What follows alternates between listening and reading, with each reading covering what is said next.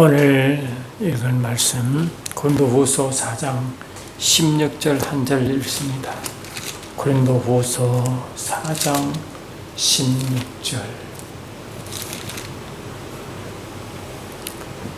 고린도후서 4장 16절. 그러므로 우리가 낙심하지 아니하노니 우리의 겉사람은 낡아지나 우리의 속사람은 날로 새로워지도다.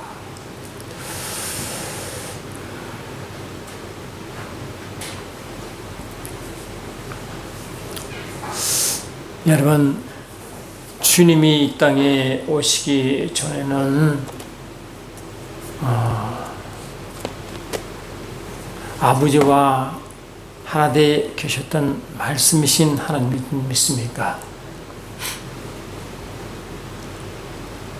아버지와 말씀과 성령이 하나 되어 있었다고 사도 요한은 분명히 요한일서 4장에 밝히고 있습니다.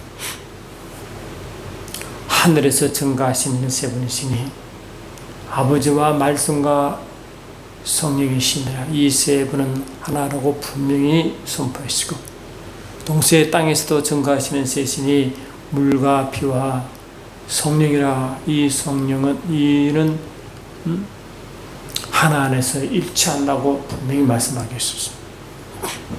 그래, 하늘에서 이 증거하시는 삼위일체 하나님, 또 땅에서 증거하시는 삼위일체 하나님을 이렇게 구분하여 이야기하고 있습니다. 같은 삼위일체 하나님이신데 왜 이렇게 다르게 표현했을까요? 우리 성경도 좋지만 특히 킹 제임스 번역본에 보시면 분명히 하늘에서 증거하시느니 땅에서 증거하시느니 분명히 구분하여 하늘에서 증거하시는 세 분 하나님, 땅에서 증거하시는 세 분 하나님 분명히 말씀하셨습니다. 하늘에서 증거하실 때는 예수님이 이 땅에 오시기 전에 하나님의 세 분의 상태이시고, 땅에서 증거하시는 이는 예수께서 이 땅에 오신 이후에 하나님의 모습인 것입니다. 다시 말씀 안 드리면 예수님은 이 땅에 오실 때에 우리와 같이 육신을 입고 또 죄를 지은 인간의 모습처럼 그런 모습으로 오신 거예요. 그것을 보고 말씀이 육신이 되셨다. 말씀이 육신이 되셨다. The word was made flesh라고 되어 있죠. 그리고 육체를 입으신 하나님, The God in the flesh라고 하는 것입니다. 근데 분명히 예수님은 육체를 입으시고 우리와 똑같은 모습, 우리는 죄인의 어떠한 아직 모습이 있잖아요. 그런 모습으로 오신 거예요. 그리고 예수님은 피와 물로 임하신 분이라. 사도 요한은 이는 물과 피로 임하신 이신이 곧 예수 그리스도시라. 물로만 아니요 물과 피로 임하셨고 증거하는 이는 성령이시니라 라고 말씀하고 있습니다. 그리고 이 성령과 물과 피는 이 셋은 하나 안에서 일치한다 라고 분명히 말했죠. 그래서 예수님은 육체를 입고 오셨는데 물과 피로 임하셨다 하는 것입니다. 물과 피로 임하셨다. 여러분, 물과 피로 하는 것은 일차적으로 육신을 입고 오셨다는 의미죠. 왜? 우리 육체는 물과 피로 임했잖아요. 물과 피로 이렇게 이루어져 있잖아요. 그래서 물과 피로 임하셨다는 것은 분명히 인간의 모습으로 오셨다는 걸 말하는 것이고, 영적인 의미는 뭐냐? 이 물은 이 베드로전서 1장 23절에서도 이렇게 분명히 말씀하셨죠.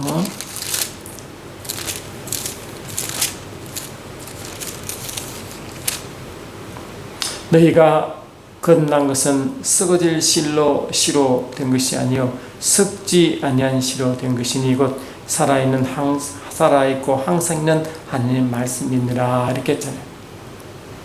하나님 말씀.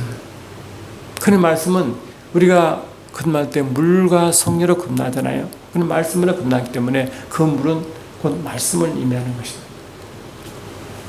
그러니 이 말씀이신 하나님이 이 땅에 오실 때 말씀만 오신 게 아니라 물과 피로 오셨대요.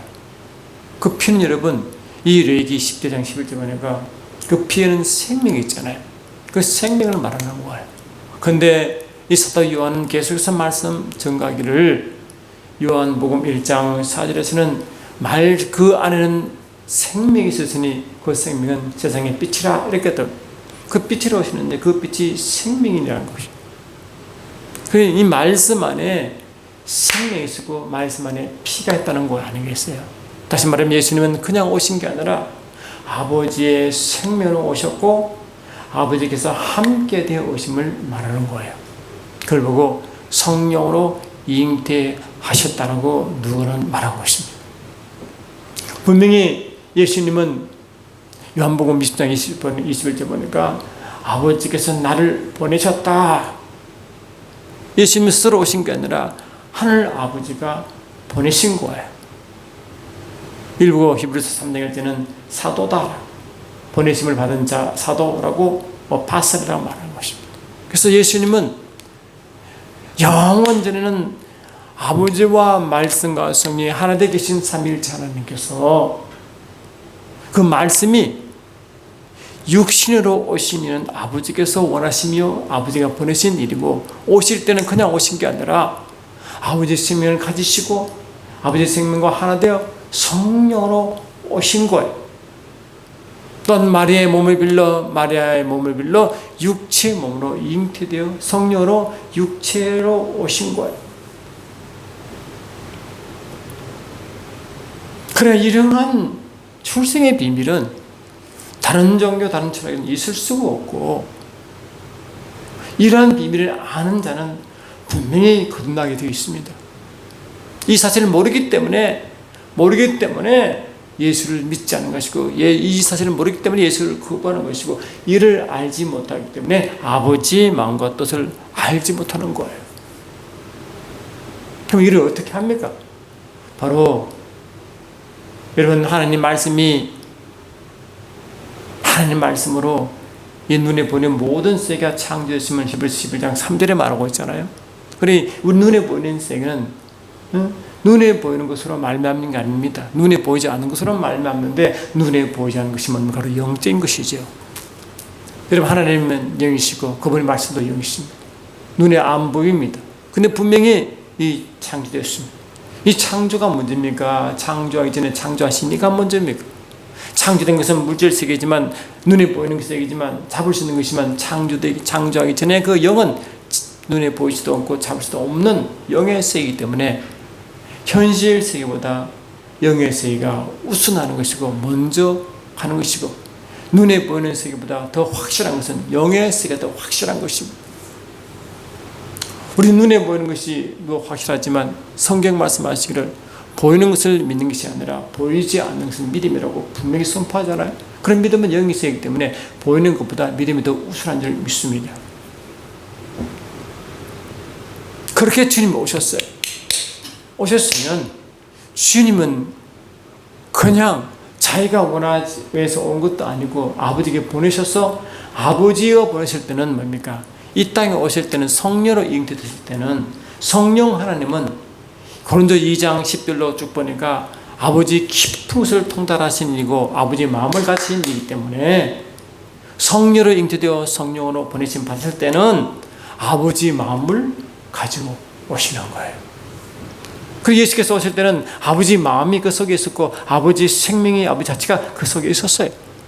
주님이 이 땅에 일하실 때도 성령으로 잉태되신 그분은 성령으로 사역하시는데 성령으로 사역하실 때도 요한복음 14장 10절 11절 보니까 아버지가 내 안에 내가 아버지 안에 있어 내가 이런 말이 내가 하는 말 아니라 스스로 하는 말이 아니고 내 안에 계신 그분께서 하신 말이라고 분명히 선포하셨거든요. 그 주님이 하신 모든 일 모든 말씀은 스스로 하신 말씀이 아니라 자기를 보내신 아버지께서 하신 말씀이요 그가 하는 일은 스스로 하는 일이 아니라 아버지께 보내신 아버지 일을 하시는 거예요. 요한복음 5장 10절 보니까 아버지께서 일하시니 나도 지금 일한다라고 분명히 말씀하시거든요. 예수께서 이르시되 내 아버지께서 이제까지 일하시니 나도 일한다. 그래 계속 아버지는 쉬신적으로 계속 일을 하시는데 그 일을 아들이 하는 거예요.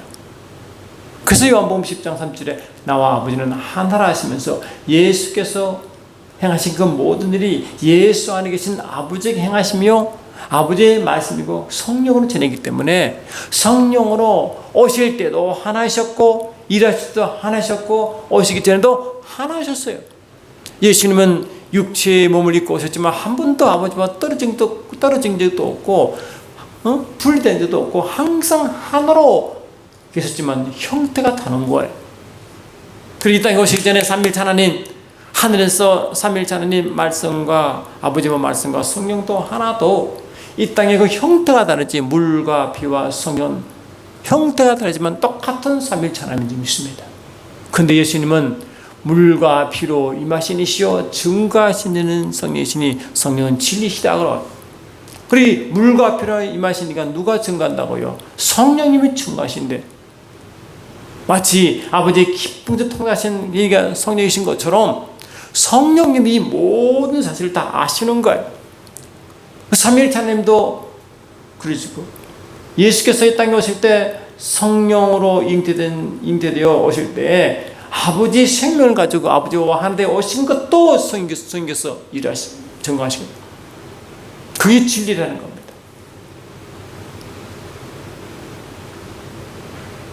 진리가 예수님이시지만 그분은 물과 피로 임하신 이를 증거하시니까 진리이신 성령이신 것입니다. 그래서 이 물과 피는 하나이기 때문에 삼위일체 하나님이 이 말씀이신 예수님이 비신 아버지와 하나된 인사를 증거를 하기를 성령이 증거하기 때문에 말씀과 물과 피 아버지와 성령은 이 땅에서 하나 안에서 항상 일치하게 일하신다는 것. 같은 삼위일체 하나님을 다른 모양으로 설명하시는 거예요. 그러니까 하늘에 계실 때의 삼위일체 하나님, 이 땅에 오실 때의 삼위일체 하나님 항상 하나로 통일되어 있습니다. 그러나 모양이 다르기 때문에 이것은 뭔가 성령님만이 분별해지는 것입니다. 유대인들은 이 사실을 몰랐습니다.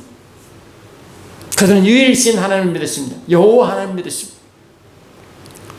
출애굽기 20장 보니까 나 외에 다른 신을 너에게 두지 말라 한 유일신을 숨겼습니다. 여호와를 숨겼습니다. 그런데 여호와 하나님이 바로 눈에 보이지 않는 하나님의 삼위일체 하나님을 대표하는 하나님을 몰랐습니다. 하늘에 계실 때 삼위일체 하나님이 하나 되어 계신 그 하나님이 구약에서는 여호와 이름으로 표시한 것이고 이 땅에서는 예수께서 혼자 오지 않으시고 피오와 하나 되어 오신 그 삼위일체 하나님이 예수님 사실을 구약은 몰랐어요. 요한복음 8장 보니까 예수께서 말씀하시기를 내가 그인 줄 너희가 알지 못하면 너희는 여전히 죄 가운데 죽는다고 말씀해요. 내가 그인 줄 너희가 알지 못하면 내가 그인 줄 에고 에이미라고 헬라 말 에고 에이미 나는 곧 나다. I am what I am. I am who I am. 라고 했죠. 그것이 출애굽기 3장 13절 14보니까 나는 곧 나로 한 스스로 계신 하나님, 모세를 보내신 하나님, 그 하나님을 구약에서는 여호와라고 표현했고 신약에서는 예수라고 표현한 것입니다. 그래 예수님이 눈에 보이신 하나님을 드러내는 삼위일체 하나님을 대표한 것처럼 구약에도 그 여호와 하나님이 보이지 아니하신 하나님, 말씀이 육신되어 오시기 전에 그 하나님을 표현한 이 땅에서 삼위일체 하나님 이름을 알지 못하기 때문에 예수를 죽였습니다. 예수님은 나는 곧 나다라고 한 그 실체가 예수였어요. 내가 곧 나인 줄 내가 알지 못하면 너희가 아는 너희는 너희 죄 가운데 죽는다 하신 말씀은 있을 비밀을 모르기 때문에 죽는다는 거예요. 여러분 이제 크리스마스가 지났지만 예수께서 오신 그 하나님의 실체를 알지 못하면 저와 여러분도 여전히 영적 무지한 가운데 살 수밖에 없고 영적 무지한 가운데 오신 그 때문에 그 예수님이 그 그림자적 삼위일체 하나님의 여호와께서 실제로 눈에 보이는 예수님, 눈에 보이는 예수님이 눈에 보이지 않는 하나님을 증거하신 삼위일체 하나님이 오신 것을 모르기 때문에 예수를 십자가에 못을 박아도 여전히 지금도 예수를 영접하지 않는 것도 아직 그들은 모르고 있습니다. 왜냐? 그걸 영적 무지함이라고 하는 겁니다. 그래서 영적 세계는요, 물질 세계보다 더 확실한 게 영적 세계입니다. 우리는 뭐 보는 것이 믿는다고 생각하십니까? 그러나 이 영의 세계는 보이지 않는 것을 믿음이라 합니다. 보이지 않는 것은 더 확실하고 보이지 않는 세계로부터 보이는 세계가 나왔기 때문에 이 보이지 않는 세계가 우선하는 것이고 보이지 않는 세계가 더 확실합니다. 여러분, 우리가 오감이 있습니다. 보고 느끼고 냄새 맡고 뭐 등등 오감이 있잖아요. Five sense라고 하잖아요. 근데 영적 세계의 오감은 더 확실합니다. 누가 뭐 심지어 보니까 여러분 부자와 거지 나사로 이야기 나오잖아요. 근데 이 부자가 이 땅에서는 잘 살기 때문에 육체의 편안한 가운데 일나가며 늘 전차하며 살아갔는데 결국 죽었습니다. 죽었는데 간 곳이 어디입니까? 음부에 갔죠. 그는 물이 전혀 없어요.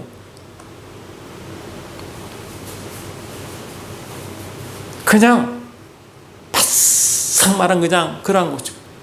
캄캄한 곳입니다. 아직 지옥 간 자 같지만 지옥과 너무 유사한 환경입니다. 그곳에서 이 물이 한 방울이 얼마나 귀합니까? 그 고통을 느끼겠어, 고통. 육체가 죽었는데 무슨 고통을 느낍니까? 그러나 영의 세계는 육체가 느끼는 오감보다 더 확실하게 느끼는 이 영의 세계입니다. 육체가 느끼는 그보다 더 확실하게 느끼는 것이 영의 세계거든요. 우리는 육체가 느낀 게 다 알아 생각하시면 아닙니다. 여러분, 예수를 믿지 않냐고 죽은 영혼들이 그 지옥과 비슷한 음부에서 느끼는 고통은요, 이 땅에 느끼는 육체는 하나의 그림자이지만 실제가 영을 느끼기 때문에 영으로 느끼는 그 오감, 육감은 육체로 느낀 걸 상상을 못하게 실제로 느낀다. 그 영의 비밀 모르는 사람은 뭐 모르니까. 지난주에 제가 말씀을 드린 것 같은데, 여러분, 이스라엘 백성이 아직 예수를 영접하지 않은 그 이유 중에 하나가 뭐냐? 예수가 오시기 전에 상태도 지금도 그렇고 딱 두 가지로 표현한다 말씀드렸어요. 두 가지가 뭐냐? 에베소 4장에 나와요. 보시면 에베소 4장 보니까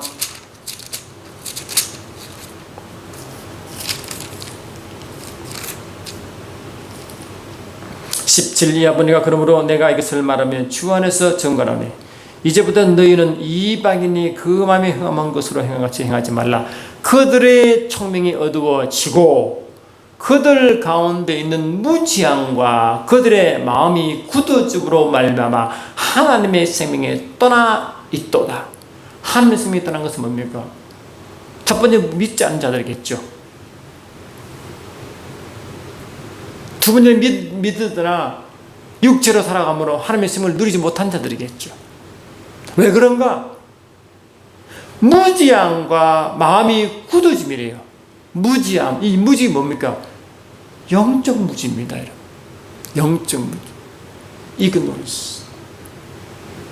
영적 무지하면요, 아주 무섭습니다, 여러분. 여러분, 나사로가 죽었습니다. 죽었는데 나사로가 일부러 그렇게 하도록 주님이 의도적으로 느끼고 온 걸 여러분 아십니까? 그런데 그들은 예수를 모르잖아요. 그래서 예수님이 나사로가 죽은 후에 나사로 집에 도착했습니다. 그러니까 이 나사로 지역은 베다니 지역이기 때문에 동네가 좀 가난한 지역은 그들은 마음이 서로 하나 되어 있어 옆집에 숟가락이 몇 개인지 밥그릇 몇 개인지 다 아는 그런 사이입니다. 그럼 얼마나 가깝겠습니까? 나사로 집안을 너무 잘 아는데 나사로가 죽었으니 그 집안에 부모가 없는 나사로 집안에 이 아들 하나 딸이 있는데 아들이 죽으시니 가정의 기둥이 무너진 거 아니에요. 그 주위 이웃이 다 안다고. 얼마나 슬프겠어요. 다 슬프게 차있다고. 그리고 예수께서 죽은 나사렛 집에 돌아오니 그 다들 울고 날라서 예수님도 그 연민의 정이 있기 때문에 눈물을 흘립니다. 마리아가 예수 계신 곳에 가서 배웠고 그 발 앞에 엎드려 이르되 주께서 여기에 계시더라면 내 오라비가 죽지 아니하겠나이다 하더라. 예수께서 그가 우는 것과 또 함께 온 유대인들이 우는 것을 보시고 심령의 비통히 여기시고 불쌍히 여기사. 심령의 비통히 여기시고. 심령이 비통이 뭔지 아십니까? 영이 비통한 거예요. 영적으로 괴로워하는 예수의 모습. 영적으로 괴로워하는. 여러분 영적으로 괴로워한 적이 있어요? 육체의 괴로움은요, 영적 괴로움이 아무것도 아니잖아요. 아무것도 아니다 했잖아요. 실제 고통은 그 영이 느끼는 거라고요. 주님은 영적으로 비통한 가운데 계셨다고. 이랬을 때 그를 어디 두느냐 이르되 주여 와서 보옵소서 하니 예수께서 눈물을 흘리시더라. 이에 유대인들이 말하되 보라 그가 얼마나 사랑하셨는가 하며 그중 어떤 이가 말하되 맹인의 눈을 뜨게 한 이 사람이 그 사람은 죽지 않게 할 수 없더냐 하더라. 이에 예수께서 다시 속으로 비통히 여기시며 다시 영으로 비통히 여기시며 무덤에 가시니 무덤이 굴이라 돌로 막혔거늘 예수님은 두 번이나 영적으로 비통함을 느낍니다. 모르겠어요. 그들은 현상 나사렛 죽은 그 사실만 가지고 고통스러워하고 눈물로 겨우 다 그런데 예수님은 지금 의도가 있잖아요. 영적인 비밀이 있습니다. 나사렛가 죽었지만 다시 부활하는 부활의 메시지가 있고 아들 예수님의 믿음으로 아버지 영광을 드릴 그런 의도가 있는데 그걸 알 리가 없죠. 유대인들은. 그러니까 예수님은 영적으로 답답한 거예요. 현실 세계 유기에 있는 그들 답답한 그래 이 영으로 심령이 비통하여라고 두 번이나 기도하고 있습니다. 여러분 저와 여러분도 심령으로 비통해져야 그나마 영적입니다. 나는 예수님과 한 번도 심령으로 비통한 적이 없다는 그럼 여러분 그 사람은 설령 겁났을지 몰라도 영적이지 못합니다. 성령의 감동을 모른다고. 영적으로 비통한 것. 성령에서 근심하는 것. 여러분 그건 언제나 그거 느껴보세요. 저는요 아주 종종 느낍니다.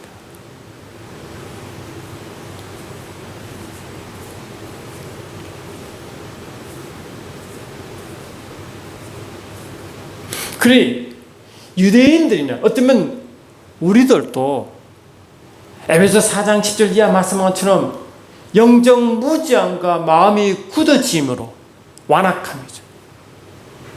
그 완악함 때문에 그 말씀이 다 그 부담이에요. 왜 완악하냐?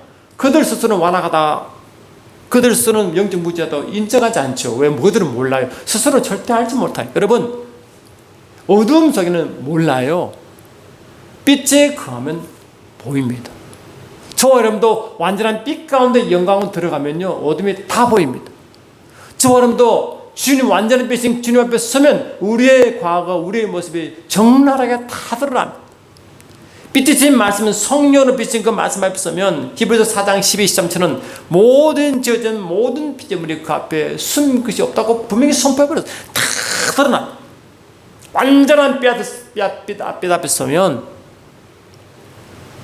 아주 그냥 희미한 그 어둠도 다 밝혀집니다.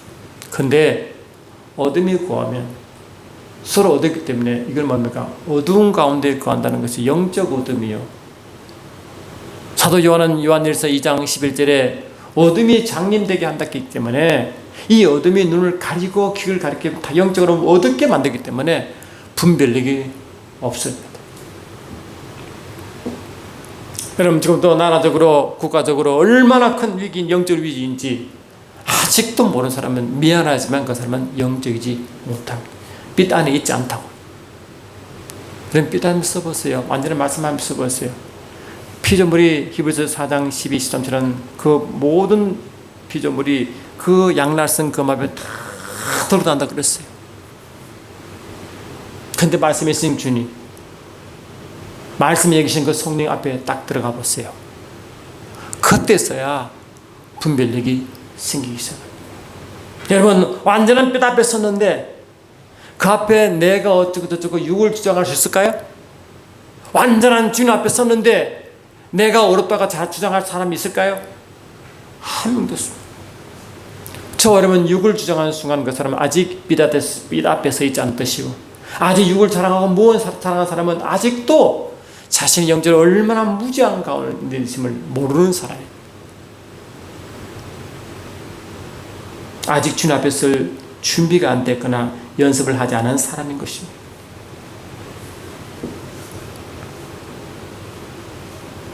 그리고 완악함이라는 것은 마음이 둔하면 완악함인데요, 이 히브리서 3장은 분명히 이렇게 말하고 있어요. 그러므로 성령이 이르신 바와 같이 오늘 너희가 그 음성을 듣거든 광야에서 시험하던 날에 거역하던 것 같이 너희의 마음을 완고하게 하지 말라. 여러분, 마음이 완고하기 때문에 하나님 말씀을 거부하는 거예요. 마음이 완고하기 때문에 하나님을 거부하는 거예요. 다시 말하면 하나님을 거부한 것, 말씀을 거부하는 것은 다른 말로 완고하다는 뜻입니다. 그러면 완고하면 자신도 모르게 말씀을 거부합니다. 자신도 모릅니다.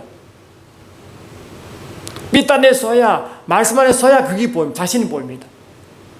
욥도요, 내게 기름을 듣던 하나님이시 내가 눈으로 보니 내가 지 가운데 회개한다 그러거든. 진정한 회개는 그분 안에 들어가야만 보이지요, 절대로 내 어둠에 있을 때는 모른다니까요. 알면 벌써 회개했겠죠. 회개를 하지 않는다는 것은 아직 어둠에 있다는 뜻이에요. 어둠의 영향을 받고 있다는 뜻이에요. 여러분, 기도할 때마다 아직도 여러분 의가 드러나고 아직도 여러분 자신을 모르면 미안하지만 저도 여러분도 아직 어둠의 영향을 받고 있거나 어두운 가운데 있다는 증거인 것입니다. 그러므로 내가 이 세대에 놓아 이르기를 그들이 항상 마음이 미혹되어 내 길을 알지 못하는도다. 이사야 53장 보니까 우리는 다 양같아 제 길로 갔거늘 다 제 길로 가버렸잖아요. 양같이 다 가버렸잖아요. 자기 마음의 원대로, 육체의 욕심대로. 에베소 2장 1절로 3절처럼 다 자기 마음대로.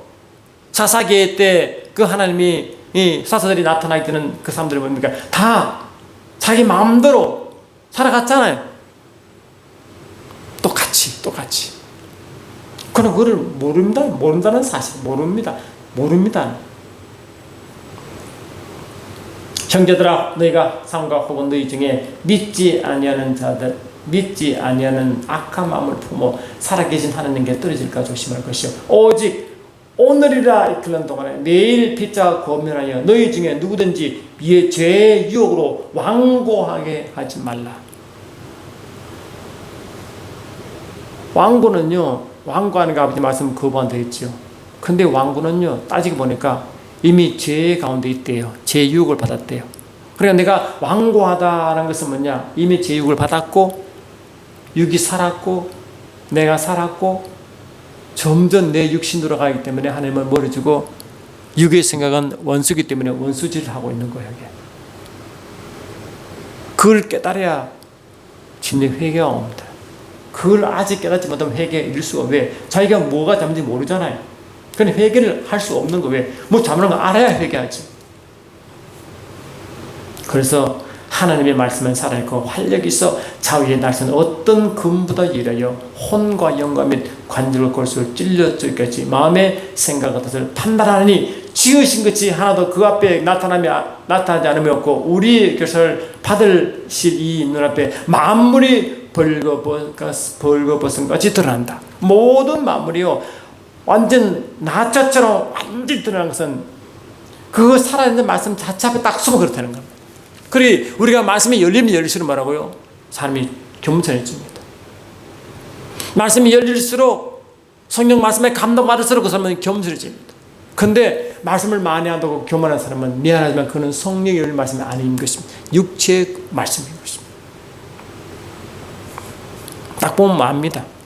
말씀이 그렇게 증가하고 있지 않습니까? 그러니 주님이 삼위일체 하나님이 하늘에 하나되어 계실 때 아버지께서 보내신 받아 오실 때는 그분은 아버지 마음을 가지고 오신 것이고 아버지는 그를 너무 기뻐하는 것. 여러분이 예수님 이 땅에 오셨을 때 이제 30세가 되어 보내신 아버지를 시작했잖아요. 왜? 구약에 있을 때 구약은 실제 그림자 안에 예수님은 대제사장으로 오신 거예요. 그럼 구약에서는 제사장은요 30세가 제사장 일을 시작했다 한 20년 합니다. 주님은 대제사장 일을 하러 오셨기 때문에 30세가 되어 구약이 완성을 하시는 거예요. 근데 그분이 세상에 드러내잖아요. 이스라엘 중에 나타낼 때 예수님은 어떻게 세상 나타났습니까? 침례 요한의 침례를 통해서 오신 거예요. 신기하잖아요. 침례 요한은 침례 주는 이유가 뭡니까? 회개라고 물침례 줬잖아요. 근데 회개하는 그 무리 가운데 예수께서 회개 받아 오셨다는 거, 물침례 받으러 오셨다는 거 아니에요. 예수님은 하나님이신데 물침례 받을 이유도 회개할 일도 없는데 왜 물침례를 받아야 됩니까? 그것은 영적으로 온 인류의 회개를 대신한 의미가 있다니까요. 동시에 하나님이 침례원을 먼저 예수보다 50개월 먼저 보내셔서 아버지 마음을 선포하기 시작했다고. 왜? 침례원은 엘리야 영으로 오신 사람이거든요. 아버지 마음을 자식이 전하는 마음으로 온다고 말라기야 3장이 말하고 있잖아요. 아버지 마음을 전하고 싶다. 근데 아버지 마음을 누가 합니까? 예수님밖에 모르고 성령으로 감동받은 침례원이 그냥 성령 감동으로 선포하는 거예요. 그래서 침례원도 예수를 몰랐어. 그러나 아버지께서 성령으로 누구든지 비들과 그 위에 임하면 성령으로 침례 주실 일을 알라고 말씀 바꿨어야 순간적으로 영이 열려가 예수가 그 침례 받는 무리 속에 있는 걸 알고 자기도 막 놀랬다니까요. 내가 당신에게 침례 받아야 할 텐데 내게 침례를 받아 오시나이까 했잖아요. 그제 예수님은 뭔가 요한복음 1장 29절에 이렇게 말하고 있어요. 요한복음 1장 29절 보니까 이 말씀을 이렇게 하고 있어요.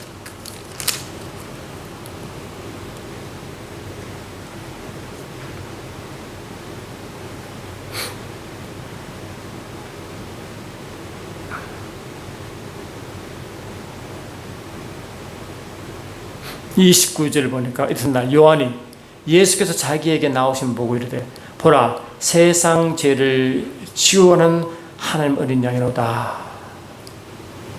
내가 전에 말하기를 내 뒤에 오는 사람이 있는데 나보다 먼저 앞선 것은 그가 나보다 먼저 계심이라 한 것이 이 사람을 가리킵니다. 나도 그를 알지 못하였으나 내가 와서 물로 침례를 베푸는 것은 그가 이스라엘에 나타나야 한다. 침례원이 이 침례 본 이유가 뭐냐? 예수님을 세상에 나타내려고 하게 할때 주님이. 그리고 이 침례 요한은 침례 요한의 침례 의식이 또 주님이 나타나는 거예요. 그래 아버지 일은 정확하게 하는 거예요. 그 침례 의식은 뭐냐? 원래 1차 목표는 회개 귀한 침례였지만 실은 그 침례 의식을 통해 주님이 이 땅에 이스라엘을 드러낸다고 사실은. 신기하잖아요. 그 예수님은 침례 받으실 때 어떤 일을 했어요? 그때 하늘에서 강력한 임재가 임하여 예수께서 강력한 성령의 강한 기름이 임하여 그때 어떤 모습입니까? 내일은 내 사랑하는 자, 내 기뻐하는 자 하시고 누가복음 1장 4절 보니까 예수님은 성령으로 충만하여 갈릴리를 돌아갔다 하시고 처음 성령의 인도받아 하신 일이 뭡니까? 광야를 이끌림 받아 성령으로 광야를 이끌림 받아 자신의 시험을 받습니다.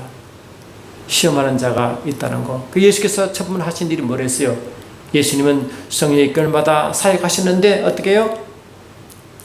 처음으로 광야에 나가서 미혹하는 자, 시험하는 자를 일부러 만났고 자신을 내어주었고 스스로 침을 받으셨고 했잖아요. 그러니까 예수께서 이 땅에 오셔서 하신 일이 뭐냐?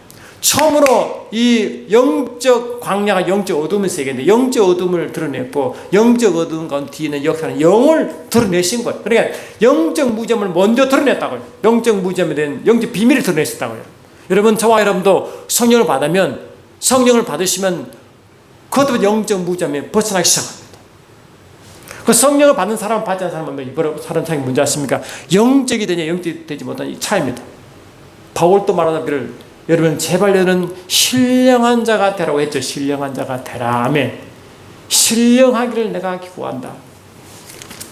고린도 14장을 보니까 이렇게 고린도 14장 1절 보니까 사랑을 추구하되 신령한 것들을 사모하되 아멘. 신령한 것들을 사모하라. 12장 1절 보니까 형제들아 신령한 것에 대하여 나는 너희가 알지 못하기를 원하지 아니하노라. 제발 신령해져라. 제발 영적이 되라. 할렐루야. 제발 영적이 되라. 계속 하잖아요. 제발 영적 be spiritual 하거든. 저 어려면요 영적 무지함에 대한 두려움을 느끼십니까? 영적 무지함에 대한 하나님의 마음이 얼마나 아픈지 아시냐고요. 영적 무지함 때문에 영적 무지함은 바로 완악함과 연결되어 있다는 거예요. 완악이 했잖아요. 완악은 두꺼운 피부로 덮인 게 완악인데 영적 무감각을 일으키잖아요. 무감각을. 영적 무감각이 완악함 같은 거죠. 영적 무감각이 뭐라고요? 영적 무지함은 같은 말이잖아요. 그러니까 완악함과 영적 무지함은 같은 의미입니다. 같은 의미입니다. 같은. 블라인드니스래. 영어로 블라인드니스라고 해요. 에프로세탄이라는 말을 써요. 영적 무지함, 완악함. 그 주님은 이 땅에 오셨을 때 아버지가 보내신 아버지의 마음을 가져오셨기 때문에 이 땅에 주님 오셨을 때 아버지 마음을 선포하기 시작했잖아요. 아버지 마음이 뭡니까? 그저 아버지께 받은 계명이겠죠. 요한복음 12장 49절 보니까 이랬잖아요. 요한복음 12장 49절 50절 보니까 내가 내 자유로 말한 것이 아니요 나를 보내신 아버지께서 내가 말할 것과 이룰 것을 친히 명령하여 주셨으니 나는 그의 명령이 영생인 줄로 아노라. 주님이 오실 때 아버지 마음을 가지고 오셨고 아버지 말씀을 가지고 왔죠. 그를 선포할 때 아버지께서 내가 내 자유로 말한 것이 아니요 나를 보내신 아버지께서 내게 말할 것과 이룰 것을 친히 명령이 좋다 했잖아요. 올 때 그것이 말하고 나는 그의 명령이 영생인 줄 아노라 이랬거든요. 근데 이것이 십자가 앞에서 다시 반복하십니다. 십자가 지시기 전에 어떻게 했어요? 십자가 지시기 전에 요한복음 10장 1절 보니까 17장 1절 보니까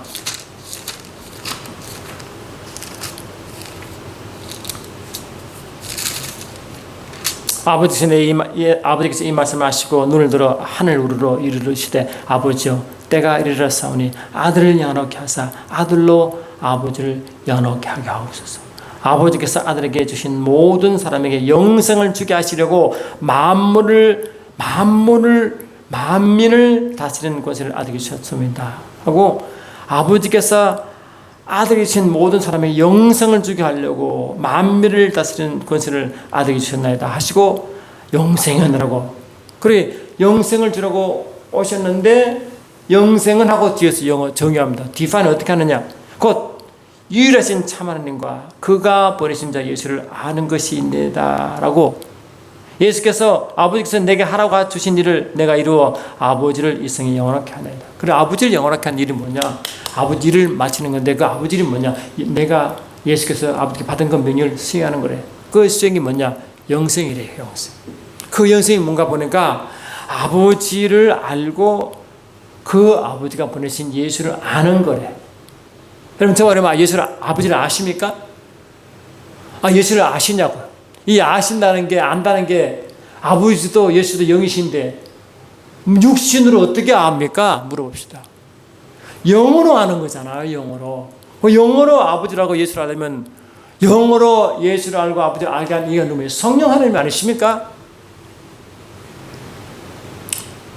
베드로도요. 예수님께 3년 반 동안 예수님과 함께 먹고 자고 했을 사람 아니에요? 먹고 자도요. 어려울 때는 예수를 부인합니다.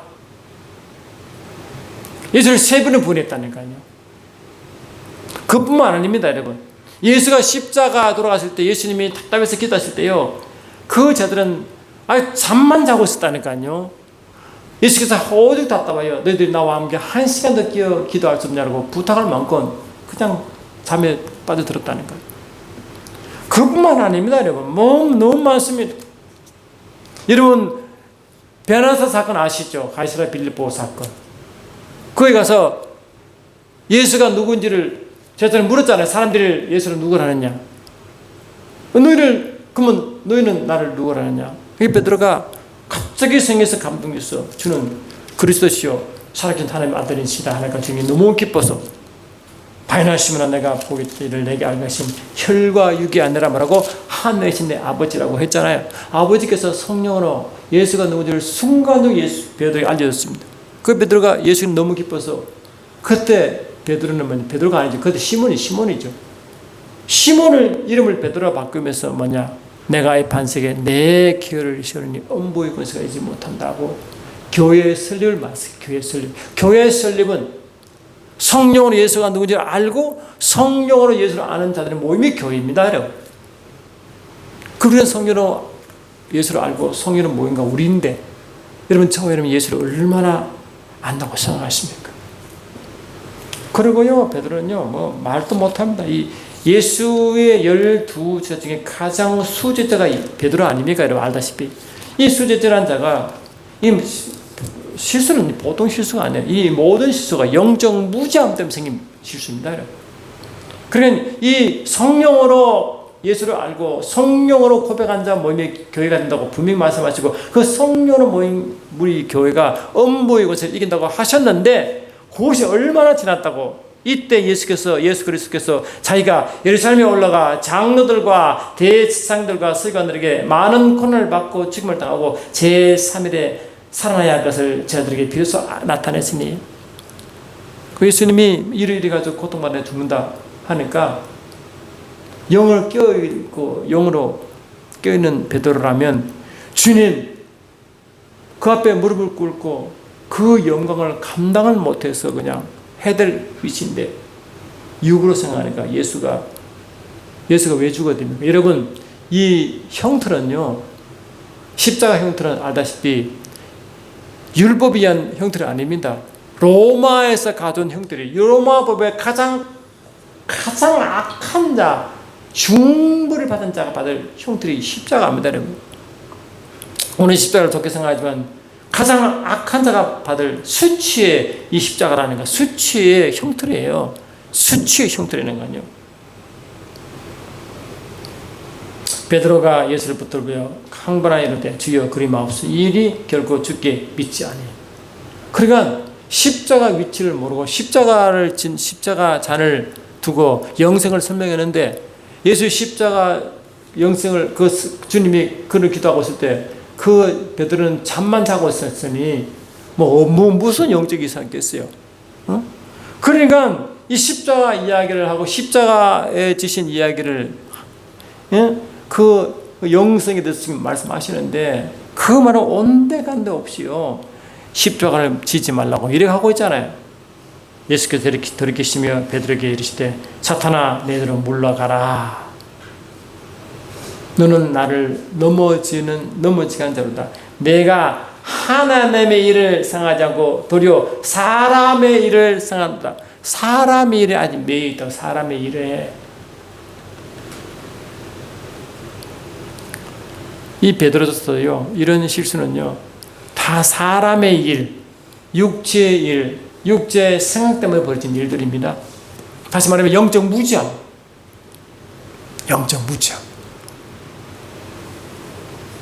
그네 아버지 마음을 알겠습니까? 주의 마음을 알겠습니까? 주님이 땅에 오셔서 그리스도께서 오셔서 우리가 할 때 저와 여러분 육체에 머물러 있으면 베드로와 뭐가 다르겠습니까? 주님이 오신 그런 주님 아버지 마음을 가지고 오시잖아요. 아버지 마음을 가지고 오시는데 아버지 마음은 뭡니까? 너희가 영생을 가지고 영생하려고 하시는 그 영생이 뭔지 아느냐? 하나님을 알아야 하느니라. 나를 알아야 한다고 말했잖아요. 나를 알아야. 그게 참 하나님과 그가 보내신 예수를 아는 것이 영생이라고 본 말씀이기 때문에 영생에 대해서 제대로 아는 이거 관심 있는 사람은요, 하나님과 깊은 관계를 끊을 수가 없어요. 여러분 주께 기도할 때 뭐 달라고 할 때 기도하잖아요. 일반적으로. 그게 나쁘다는 게 아니라 그거 없이 순수한 마음으로 아버지의 깊은 관계를 하고 그분을 만나고 그분을 깊이 교제하는 것이 그게 주를 사랑하는 핵심입니다. 여러분 주님을 사랑할 때요. 내가 기도할 거리가 있어가지고 나가서 요구하는 거 그건 사랑이 아닙니다. 그거가 상관하지 않냐고 그분이 좋아서 그분의 은혜, 그분의 사랑에, 그분의 은혜에 감동하여 어쩔 수 견딜 수 없어 그분과 깊은 관계 맺는 게 그게 사랑이에요. 여러분 자녀가 키울 때 아버지 사랑해요 할 때 요놈이 속에 또 내게 부탁하러 오나 이게 사랑이 아닙니다. 나이가 들수록 성장할수록 아무 조건 없이 아버지를 공경하고 아버지를 높이는 게 그게 아버지 사랑하는 거예요. 저와 여러분도 신앙이 깊어져가면요, 내가 기도할 때 기도거리 있을 때만 아버지 나가는 그런 사랑의 표현 아닙니다. 언니 예수님은 아버지께 받을 게 요구가 있어서 그 많은 사역 가운데서도 밤새 기도하셨고 500년의 기적을 끝낸 뒤에도 그냥 그 힘든 사업 가운데서도 아버지께 나가 기도하고 밤사경까지 기도하시다가 물 위로 걸어 오셨을까요? 그래서 주의 마음을 알고 아버지 마음을 아는 사람은요, 기도를 정해놓고 하는 게 아니라 무시로 기도하는 것입니다. 물론 정해놓고 기도하는 건 너무 중요하지만 내가 요구사항이 있고 필요가 있어야 할 것도 물론 그럴 수도 있다고 생각하지만 더 근본적인 것은 아버지가 아버지를 사랑하기 때문에 아버지가 좋기 때문에 아버지 사랑에 아버지 은혜가 너무 감동하기 때문에 아버지 마음을 알려고 아버지 마음을 더 알려고 아버지께 깊은 관계를 맺는 것이 진짜 아버지 사랑하는 거라니까요. 근데 유대인들이 그런 마음이 있습니까? 아버지를 사랑하라. 60계명의 핵심이 아버지를 사랑하고 이웃 사랑하는 거 아닙니까? 그런데 그 사랑하는 마음이 그런 의도입니까? 그런 의도 같으면 예수를 믿었겠죠. 그런 의도 같으면 전도로 나가겠죠. 영혼을 사랑하겠죠. 여러분, 크리스마스가 지나니 벌써 며칠이 지났지만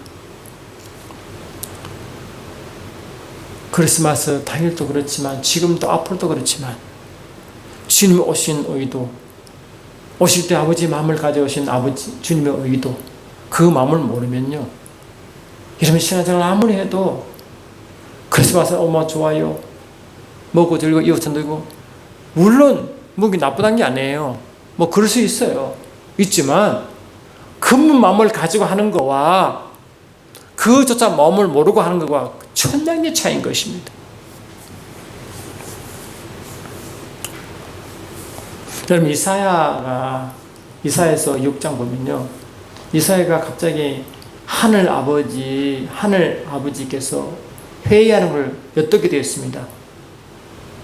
근데 아버지 뭘 말씀하시냐, 누구를 보낼까, 이런 음성이 들리는 거예요. 누구를 보낼까. 근데 이사야가 너무 마음이 이게 움직여가지고 손을 의식이 표현하면 손을 번뜩 들었겠죠. 저를 보내소서, 나를 보내소서, 나를 보냈어. 그 마음이 주님 마음이죠. 주님이 아버지와 함께 계시다가 그렇게 하지는 않겠지만 이사야 표현을 빌리면 나를 보내달라고 했을 거 아닙니까? 왜? 아버지 마음을 전하려고. 할렐루야. 시므온이 엘리야 영을 가지고 아버지 마음을 전한 것과 같이 진짜 아버지 깊은 아버지 뜻과 그 깊은 사역까지도 가져오신 분이 예수님인데 그것이 영생이에요. 그 뭡니까? 아버지와 아들을 깊이 아는 것. 친밀한 관계성이고 매 순간순간 깊은 관계를 맺고 그래야 그 사람은 아버지 마음을 알고 아버지 마음을 아프게 하지 않으려고 기도하고 또 회개하고 아버지 마음에 아버지 사랑이 너무 강력하기 때문에 그 사랑에 못 이겨 영혼을 전도하고 아버지 일을 행하고 대가로 아버지 일하니까 아시겠죠? 그는 아직 몰라요. 뭐 대가로 뭐 아버지 섬기고 기도 제목이 있어 아버지께 나가고 그 아버지 사랑하는 게 아닙니다. 그건 아주 어린아이 사는 게 어린아이 신앙으로 안 그렇겠어요, 여러분? 이사야가 순간적으로 성령으로 아버지 마음을 꿰뚫어 나를 보낸다는 그 심정으로 오신 주님. 그래서 그 심정을 십자가 앞에서 잠자고 있는 그들에게 하고 싶은 그 말. 예수님이 왜 삼위일체 하나님이 서로 하나 되겠지 분리된 적이 없잖아요. 한 번도 분리된 적이 없어요. 그러나 예수님은 분리되셔야 할 만큼 인류의 죄가 강력하다. 분리되셔야 할 만큼 아버지 마음을 강력한 그 메시지를 가지고 전한 메시지가 뭔지 아십니까? 영생이에요. 영생. 제발 나와 깊은 관계를 맺자. 아멘. 나와 깊은 관계를 맺자. 제발 나를 좀 알아라. 호세아 선지자가 여호와를 알라, 힘써 여호와를 알라. 나는 제사를 원하지 않고 아버지를 알기를 원한다고 호세아 6장 6절을 말한 것처럼 베드로 사도도 그제야 베드로서 3장 18절에 주 예수를 앉으시게 잘 알아라고 말하고 선지를 끝난 것처럼 이 베드로가 나중에야 그때 아버지를 알았죠. 그때 주님 알았습니다. 그때야 내가 왜 예수를 더 3년 반 동안 예수와 먹고 살고 알아도 예수를 몰랐어요. 여기 가지수도 여전히 자기의 생각에 잡혔다는 게 인간의 생각, 사람의 일에 잡혀있다는 거 아니에요. 여러분 이 신앙생활 많이 한다고 거기 여러분 성충하는 게 아닐 수 있어요. 왜? 여전히 자기의 생각, 자기 느낌 가지고 있으면요 미안하지만 베드로와 같은 실수를 많이 합니다. 내 생각, 내 느낌, 내 주장을 사랑하는 사람은요 성령 받아도 성령의 거짓말 인밖에 하지 않는다고요. 우리가 신앙이 더 깊어지고 성령으로 더 깊은 인도함 받으면 우리 신앙 모습은 변할 수 있습니다. 나를 드러내고 나를 사랑하고 이런 모습이 서서히 없어지고 할렐루야. 내가 어떤 조건 어떤 이유 때문에 나가는 것이 아니고 주님이 아버지 마음을 더 알려고 아버지 심정을 더 알려고 아버지가 너무 좋아 그 은혜가 너무 그리워 아멘. 순수함으로 나아가 그분을 뵙고 그분의 말씀을 받고 할렐루야 그 말씀도 행하는 자. 내 말을 올리는 게 아니고 내 주장을 아버지께 막 올리는 게 아니고 주장하는 게 아니고 아버지께서 원하신 무엇인지를 받고 그분의 감동을 그분의 말씀을 받고 그분의 마음을 받고 나아가려고 작정하는 자. 그런 자가 크리스마스를 맞이하는 자의 태도요. 매일매일 크리스마스와 같은 심정으로 살아가는 자인 줄 믿습니다. 여러분 크리스마스가 뭔지 아시죠? 그리스도 플러스 마스입니다. 마스는 미사 뜻인데 제사는 제사. 그리스도께 제사. 다시 말해 그리스도께 예배입니다. 그리스도를 높이고 경배하는 그런 장소라고요. 그런데 자기를 높이고 자기를 주장하고 세상을 기뻐하고 자기 육체를 사랑하고 그런요 크리스마스 전혀 관계가 없습니다. 우리는 좀 더 성에 이끌림 받아 이 좋으신 우리가 주님을 제대로 하고 아버지를 제대로 하면요 근본적으로 변할 수밖에 없습니다. 그럼 우리가 저거 이러면 왜 아직 변하지 않느냐? 영생을 그렇게 부탁한 영생의 의미를 제대로 모르고 아버지의 깊은 관계를 맺지 않아서 그런 거예요. 다 그렇습니다, 여러분.